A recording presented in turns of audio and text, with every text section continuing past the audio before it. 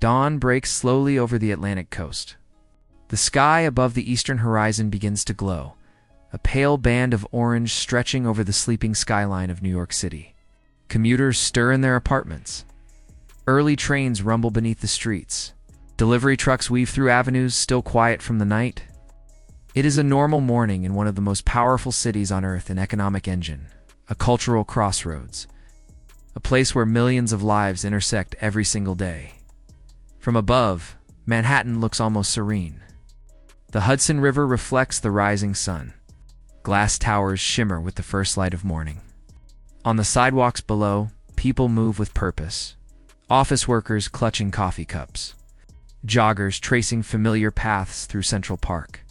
Tourists lifting phones to capture the skyline, but high above the atmosphere beyond the sight of any human eye. Something else is moving. A missile. It began its journey thousands of kilometers away. Launched from a hardened silo in the remote wilderness of southern Siberia, its engines ignited with blinding force, hurling it into the upper atmosphere faster than any commercial aircraft, faster than any jet fighter. Within minutes, it left the visible sky behind entirely. Climbing into the blackness of space, now it arcs silently across the planet at nearly 20 times the speed of sound. If such a weapon were ever launched, the world would have only minutes to react. Radar systems would detect the trajectory. Military command centers would scramble to confirm the threat. Politicians and generals would face decisions measured not in hours, but in seconds.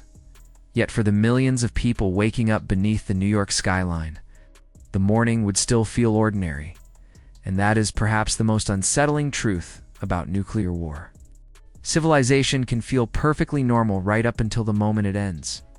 To understand what could happen next, we must first step back in time to the birth of the nuclear age.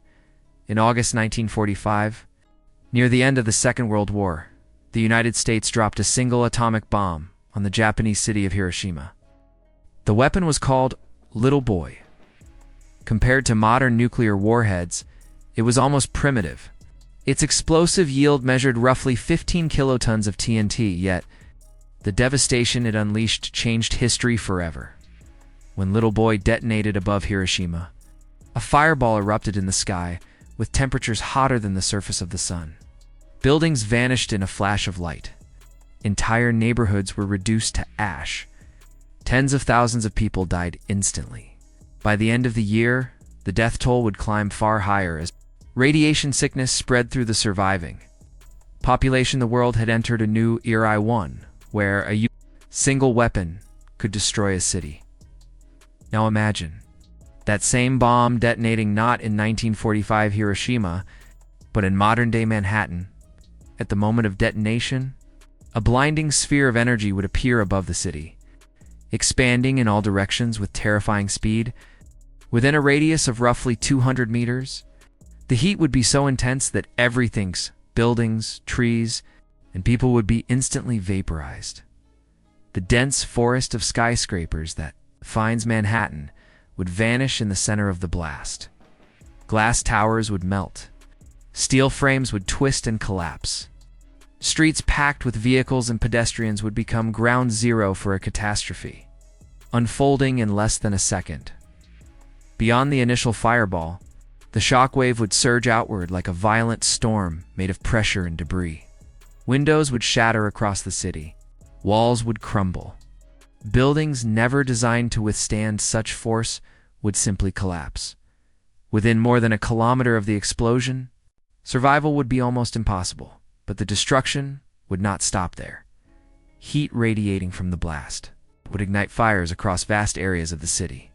Anyone exposed within several kilometers could suffer severe third-degree burns. Skin would blister instantly. Clothing could burst into flames. These fires would not remain isolated. In a dense urban environment like New York, they would merge into massive firestorms, walls of flame, consuming entire districts. Emergency services, no matter how prepared, would be overwhelmed almost immediately. Hospitals would fill beyond capacity within minutes. Communication networks would fail. Power grids would collapse. Bridges and tunnels could be damaged or blocked by debris.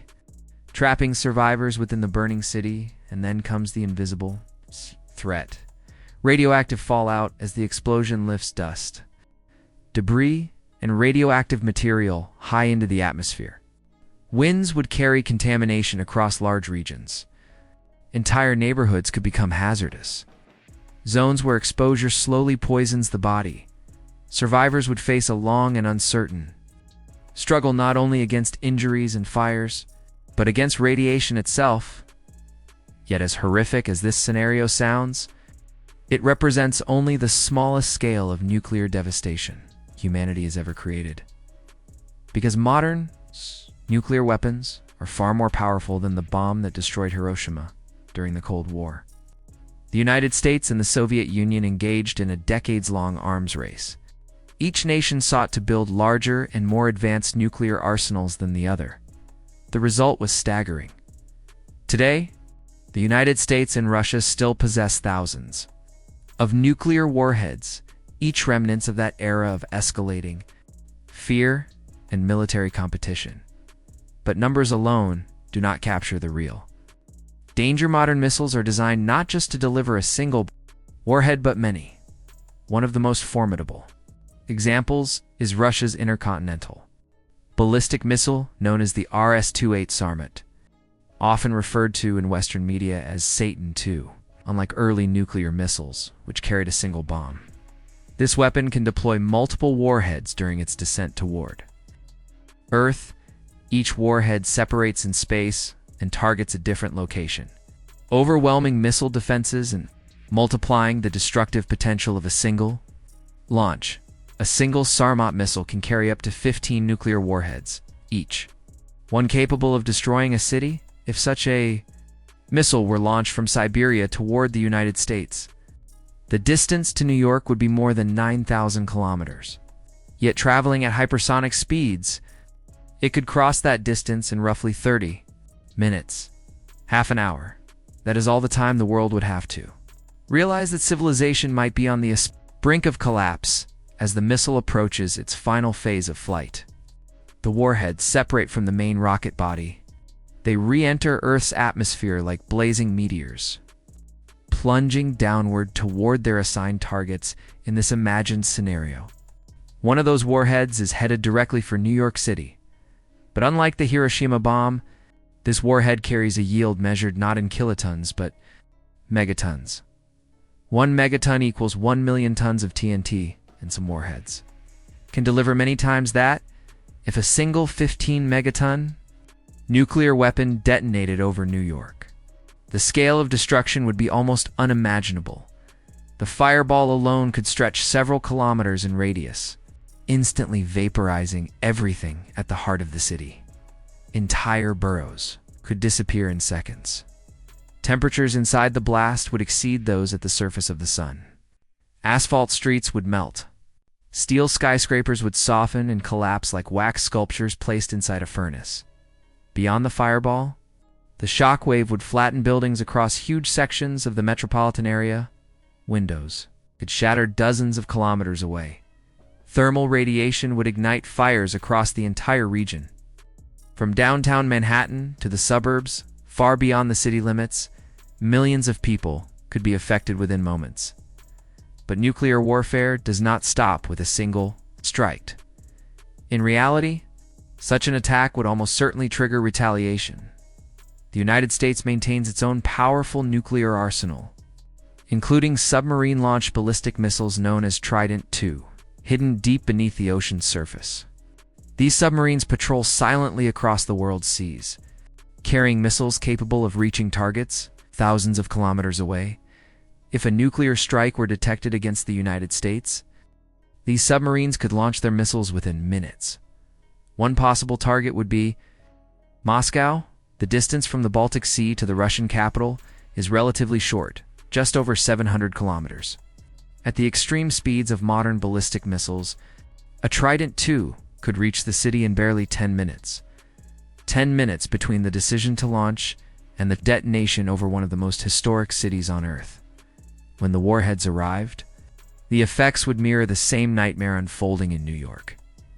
Blinding light, shockwaves tearing through city blocks, firestorms consuming entire neighborhoods, and above it all, the silent spread of radioactive fallout in a full-scale nuclear exchange. Dozens or even hundreds of cities across the planet could face similar devastation. Entire countries could collapse in hours. Global infrastructure would disintegrate. Power grids, communication systems, transportation networks, everything that keeps modern civilization functioning would fail under the strain of chaos. Even regions untouched by direct blasts would suffer enormous consequences. Massive fires ignited by nuclear explosions could inject smoke and soot high into the upper atmosphere.